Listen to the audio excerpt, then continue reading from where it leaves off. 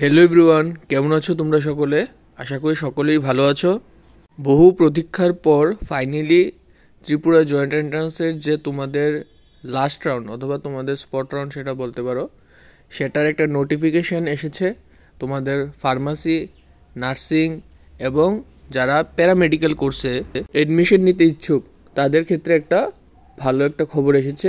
আজকে সেই খবরটা নিয়ে আমি তোমাদের সঙ্গে খুব ডিটেলসে আলোচনা করব যে তারা কি বলেছে, কবে থেকে সেটা তোমাদের শুরু হচ্ছে তোমাদের স্পট রাউন্ডের কাউন্সেলিংটা এবং কোথায় হবে কাউন্সেলিং, সবগুলি আমি তোমাদের এই ভিডিওতে আলোচনা করে দেব। তো চলো বেশি দেরি না করে আজকে ভিডিওটা শুরু করি। কিন্তু তার আগে তোমরা নিশ্চয়ই লাইক, শেয়ার এবং সাবস্ক্রাইব করে দেবে চ্যানেলটাকে। আমি যত তোমাদের সঙ্গে জুড়বো তত তোমাদের জন্য ইম্পর্টেন্ট আপডেটেড ভিডিও নিয়ে আসব। তো শুরু করা যাক। আজকের যে বিষয়বস্তুটা হলো তোমাদের স্পট রাউন্ডের কাউন্সেলিংটা নিয়ে। সেটা তোমরা দেখতে পাবে যে একটা notification department of medical education থেকে এসেছে। দেখতে পারবে যে এখানে লেখা আছে government of Tripura directorate of medical education. এখানে তোমরা দেখতে পাবে যে paramedical and nursing counselling 2024 to 2025 যে নোটিফিকেশনটা। চলো ডিসকাস করি কী আছে লেখা এটাতে। দেখো এখানে আছে এডুকেশন নোটিফিকেশন, যেখানে লেখা আছে after completion of second round of WBJEE counselling for various paramedical, pharmacy and nursing courses for the academic session 2024 to 25, the spot round offline TBJ counseling for distribution of remaining paramedical, pharmacy and nursing seats will be held on 13th of September 2024.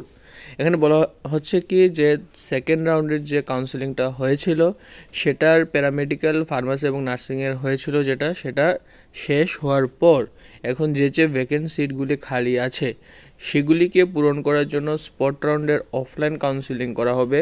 সেটা কোথায় হবে? সেটা হবে তোমাদের KL auditorium, Agartala government medical college and hospital Agartala. সেটার আন্ডারে তোমরা GB হসপিটালে গিয়ে দেখবে এই জেএমসির যে কলেজটা আছে সেটার আন্ডারে পড়বে KL অডিটোরিয়াম, যেখানে মূলত সেকেন্ড রাউন্ডের কাউন্সেলিংটা হয়েছিল।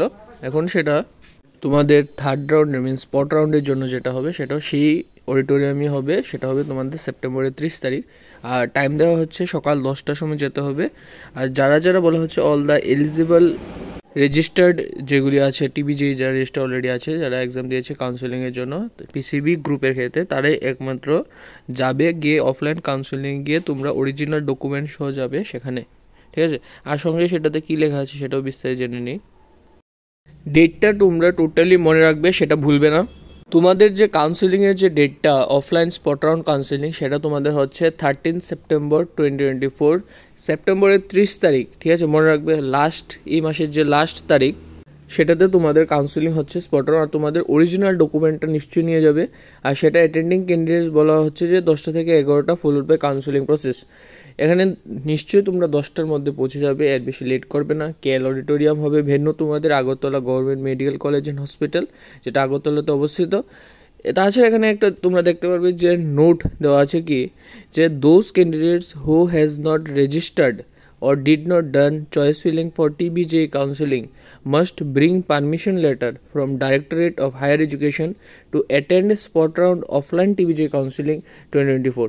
দেখো এখানে বলা হচ্ছে যে একটা ভালো একটা খবর আছে, যারা কাউন্সেলিংয়ে পার্টিসিপেট করতে পারোনি তাদের ক্ষেত্রে, যারা প্রথম যে কাউন্সেলিংয়ে চয়েস ফিলিংটা চয়েস ফিলিং যে হয়েছিল সেটাতে তোমরা চয়েস ফিল আপ করতে পারোনি, তাদের ক্ষেত্রে একটা চান্স আছে।